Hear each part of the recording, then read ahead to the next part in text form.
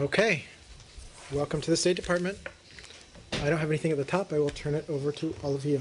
All right. I want to talk about Venezuela, but I will defer if any of my colleagues want to get your non-answers to anything related to Boston. If anyone wants to ask it. John, go ahead. Well, to begin with, on the diplomatic side, whether there's been any interaction with embassies on this, do we know if foreigners are injured? I don't have any information one way or another on foreigners, but just to let you know that our Office of Foreign Missions is connecting foreign embassies and consulates with local authorities so that they can account for their citizens and provide consular assistance. So that's really our role in the State Department, is to provide that connection between state and local authorities and foreign embassies and consulates. So we are providing that assistance. As far as the investigation, obviously the lead is elsewhere, but has the State Department been involved at all in trying to see if there are potentially foreign elements to this? This is really an FBI lead. I don't have anything on State Department involvement. Go ahead. Hey, Patrick. This morning there was supposed to be a photo opportunity with the Secretary and the Foreign Minister of Saudi Arabia. Could you tell us why it was canceled? Well, first of all, let me provide a readout of the meeting for all of you. Secretary and the Foreign Minister from Saudi Arabia discussed a wide range of bilateral and regional issues, including Middle East peace efforts and the current situation in Syria. They met this morning. This is, again, him just coming back from late last night from 10 days. And so the change in schedule is really just a matter of a very tight schedule. He is back for a couple of days of congressional testimony. He's again on the road, as you know, to Istanbul later this weekend. So this is really, I wouldn't read too much into it one way or another other than scheduling. But they had a good and productive meeting. And the foreign minister did express his condolences for those killed and injured in the Boston Marathon bombings to Secretary Kerry this morning. Follow up on some of that meeting. Did they discuss the Saudi national that was questioned by the FBI, whose apartment apparently was searched? Did this come up in the meeting? What can you tell us about that? Not that I'm aware. Again, the main topics were regional issues, Middle East peace efforts, and the current situation in Syria. And again, the foreign minister expressed his condolences, but I don't have anything for you on that one way or another. So, Are there embassies on a heightened state of alert as a result of what happened in Boston? Just to say that, you know, we continually review our security procedures and around the world and domestically to ensure the safety and security of our people, which is our top priority. But I'm not going to get into any details of threat levels or embassy security from this podium. okay. Has that exhausted your lack of knowledge? That has exhausted what I have to say. I just want, before we go to Venezuela, I just want to, you must, are you really trying to say that the meeting was turned from a camera or from a photo op to being closed for scheduling reasons? Is that seriously your answer? Look, Matt, I wouldn't read into it. Because the secretary was tired after 10 days on the road and is going to the Hill tomorrow? No, what I'm saying is he has a very tight schedule here in the building and elsewhere, and so part of it saved time somehow by canceling the photo op. Let me just say that It doesn't wash. Matt, it really does underscore the value of our relationship that this is one of the few meetings he's been able to schedule in an otherwise very tight schedule. How canceling the photo op saves him any time, or so I find it hard to believe that you expect us to believe that that's the real reason for this, because I don't see how canceling a photo op saves him any time. Anyway, that's neither here nor there. Can we go to Venezuela? Sure. Was it the Secretary who asked to have the photo spray canceled, or was it the Foreign Minister This was just a scheduling change on our part. on your part? Yeah. So Venezuela. Yep.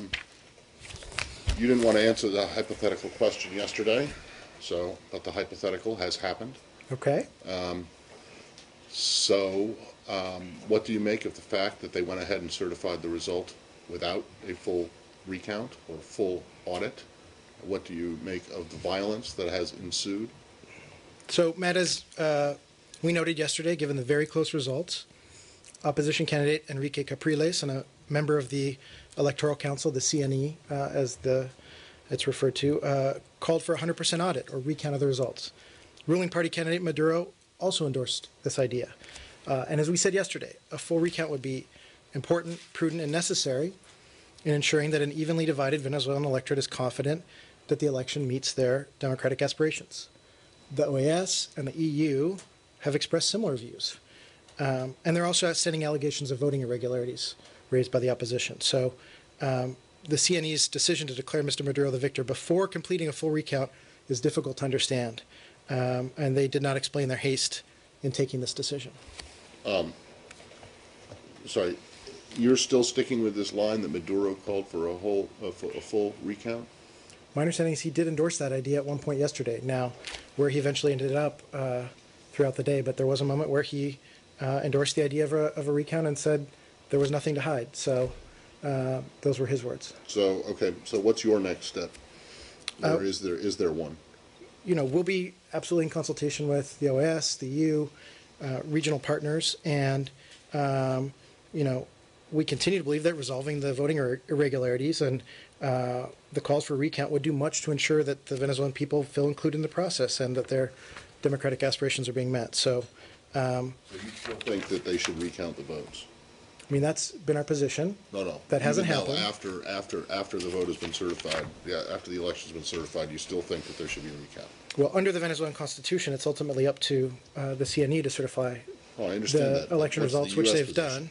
Is the U.S. position that there still should be a recount Well, our position is that, for the Venezuelan people our position to have is that, confidence? let me finish, Matt. Our position is that resolving these irregularities would have engendered more confidence in the Venezuelan people in the quality of this vote. And so that is the concern we've expressed. But in terms of where we go forward, I just don't have anything more for you today. Okay. So are you prepared to congratulate Mr. Maduro on his victory? We're not there.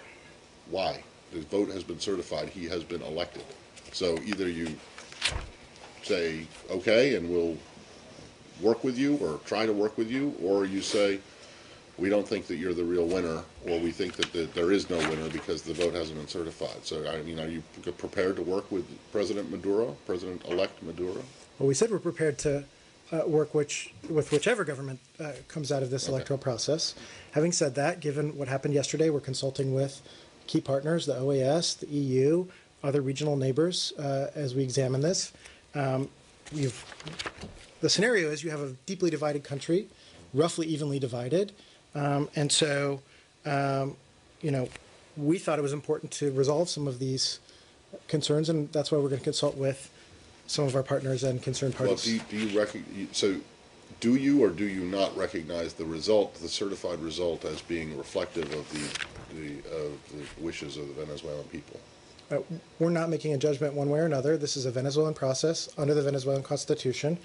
The CNE does have this responsibility, but again, we've had our concerns, and many others, including the OAS and the EU, have had their concerns too. All right. Well, Colombia, Mexico, Brazil have all accepted the Maduro's victory.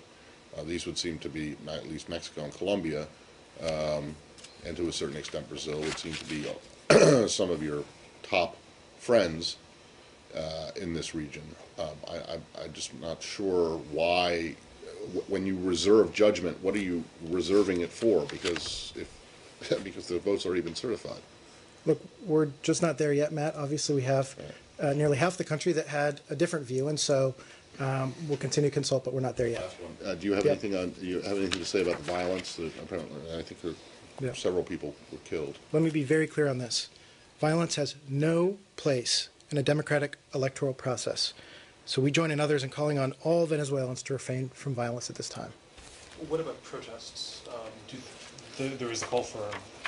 People, as we say in all countries, should be allowed to peacefully protest and make their views and their voices heard, but there's no place for violence. Well, following all these questions of Matt, yesterday the foreign minister of Venezuela, Jauja, rejected the OAS position. He also rejected Spain's position. He said that Spain should care about their unemployment and not about what happened in Venezuela. These kind of comments that he's saying, I want to know, tomorrow there is a special session of the OAS if the U.S. is going to present the case tomorrow in the Permanent Council tomorrow. Well, I don't have anything to preview about our activities at the OAS. As I said, we continue to consult, but I don't have anything to preview in terms of tomorrow's session one way or another. But you are aware that there is a high division in the OAS, where Venezuela, it seems, not to care about the OAS position, because they didn't care about what Insulza said, proposing following the Inter-American Charter, right, to recount the votes and have the democracy of Venezuela in high standard.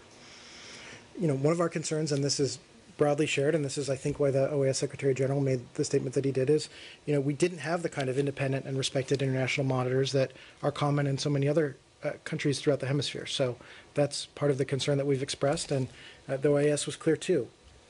If the U.S. has to evaluate the democracy of Venezuela from 0 to 10, where do you put it in this moment? We don't give grades from this podium, but thanks for the try. Saeed? Okay. Do you have any comment on the President Assad's statement that he's willing to give amnesty to everyone who has apparently blood on their hand up to this point, up to today? We did see that. This is not the first time that the regime has promised amnesty for prisoners. But opposition activists remain skeptical of this amnesty, not least because tens of thousands of political prisoners remain in Syrian jails. So independent monitoring groups have not been in to see them, and so there's some general skepticism, particularly from human rights groups, about some of these claims. Now, you agree with the principle that there seems to be no military solution for what's going on in Syria. So should that be perceived as a gesture to sort of initiate talks with the opposition? Again, I don't think we're going to be getting into their head to try to interpret for them what they're trying to signal here, but this is something that the regime has said they do in the past. But again, there's tens of thousands of political prisoners that remain in Syrian jails. And lastly, the Saudi Foreign Minister, Saudi Faisal, said that every country has a right to arm the Syrian rebels. Do you agree with that premise? I mean, I think we've been very clear, and the Secretary and others have been clear, that we've made our decisions and others have made their decisions. Did the Saudi Foreign Minister discuss with Secretary Kerry ways and means to consolidate what apparently have been sort of an agreement between Saudi Arabia, the United States, and Jordan to trade the rebels in Jordan? Well, we wouldn't get into the intricacies of our private diplomatic exchange, but as I said in my readout of the meeting, they did definitely discuss Syria, and support to the opposition was certainly one of those topics. But in terms of reading out the particulars of our diplomacy, that's not something that we're going to do. In the back? On North Korea? Okay. It is reported that the United States will not talk with North Korea without any preconditions.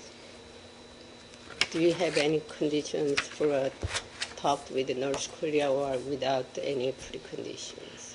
I really don't have much to say beyond what I said here from the podium yesterday, what the Secretary said, what the President has now said, that the burden remains on Pyongyang, which needs to take meaningful steps to show that they'll honor their commitments. And so they know what they need to do to start showing that.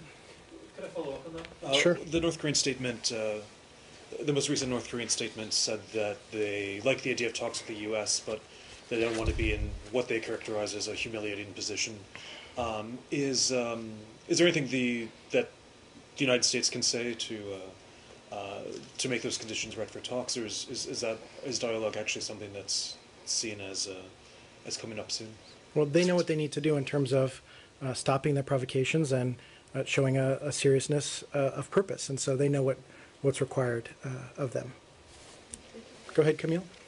Yesterday I asked about Guantanamo and if the Office of the Legal Advisor had come up, if there's any progress since the special envoy position was eliminated, on any progress on closing it. Do you have any update on that today? So again, I did look for some more information as you and Matt had requested, and what I said yesterday very much stands, that the administration remains committed to the closure of Guantanamo and the responsible and safe transfer of the remaining detainees. And we've long expressed our opposition to congressional restrictions that impede our ability to implement these transfers. In terms of our activities here at the Department of State, we continue to have a staff, as I mentioned, that works under the auspices of the Office of the Legal Advisor.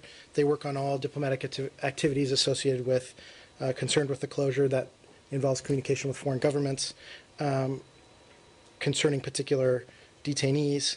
And we continue to, again, we have these congressional restrictions, but we continue to work on transfer in the face of these congressional limitations. Well, is it your understanding that the restrictions aren't a complete bar to transfers? It's a very high bar.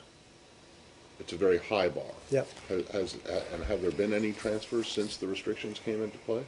I'd have to double check on that for you, but I think no. Right. I'll double check. So, what do they do exactly, these people in the Office of the Legal Advisor?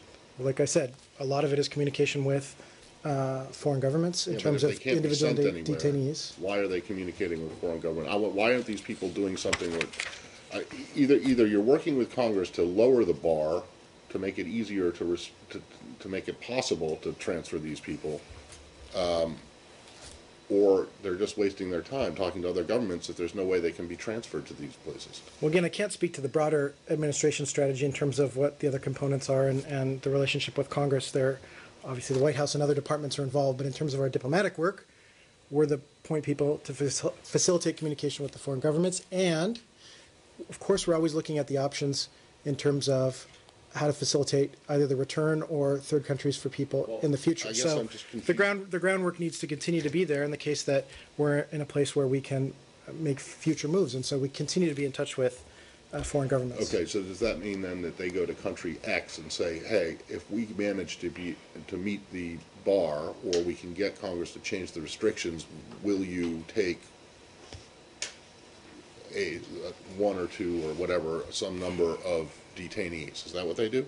And I don't know if I would characterize it exactly like that, but the bottom line is that we're not in a place where we were back in 2009, where Right. we had Dan Fried as the envoy doing a lot of that work, but we continue to have a core staff should there be opportunities to do more. Well, do they do it, is this what they do full-time? And we do have a staff that works full-time on this On account, this? as I said yesterday. I don't have the number of staff, but we do have Okay, staff members who you work on don't think this. their time might be used more productively doing something that might actually make a difference? Well, the correspondence alone is a steady volume of traffic, so they are indeed busy. What kind of congressional engagement has there been? I mean, if this staff is working with foreign governments, is there a movement to work with Congress to lower the bar? I'd really refer you to the White House and to DOD and other entities on other parts of the government on that. Saeed, you've been patient. Sure. Can we talk about the Palestinians? I know we discussed the issue of the resignation of Salam Fayyad yesterday at length, but there seems to be a great deal of embitterment almost all across the board in Europe, across the Arab world, and so on. Do you think that there's likely to be a backlash in terms of donations and donor money and so on to the Palestinians as a result of his resignation? I think we did what we could on this yesterday, Saeed, and we were very clear, and we'll let the Palestinians clarify their leadership going forward. Mm-hmm. And we were clear about the pieces that Prime Minister Fayyad have done that have been so productive on institution building, and that's generated confidence for outside donors. But in terms of any other update, I don't have anything more for you today. I would actually note, though, but since we're on the region, just point you to the President's statement today. It is the Israeli Independence Day. As you know, it's the 65th anniversary of the State of Israel, so a very strong statement from the President of the United States on that today. Pakistan? Yes. The disqualification of Musharraf from running for the elections. Does the United States have any position on this about whether he should be allowed to run for office?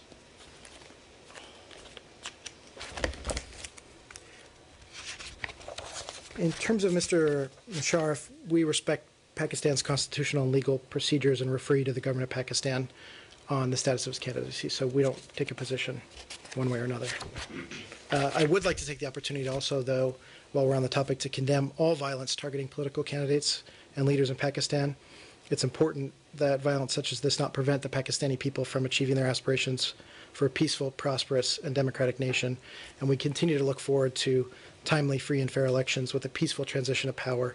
And as we note, this historic election marks the first civilian government to complete its term in Pakistan's history, thus leading into elections to a new civilian government. Is this in reference to today's bomb attack at Awami National League election rally in Pakistan? That's one of the attacks, but I understand there's been others, and so we condemn all violence and all of these attacks targeting political candidates. And also, is the U.S. sending any election observers, or the State Department sending any election observers? You know, Toria spoke to this a couple of weeks ago, that we do plan to participate along with the EU in election observation efforts, and we're working with the MFA to help ensure a fair and transparent election process. So I believe we have some aid as well through USAID, nonpartisan support to the tune of $6.5 million. Do you know how many people from the U.S. would be traveling for the election to be an election observer, and when they are going there? I'm not sure whether this would be people traveling in or whether we'd have local staff from our embassy. I'd have to check into that. I'm not sure on a particular number, but we're working through that with the MFA.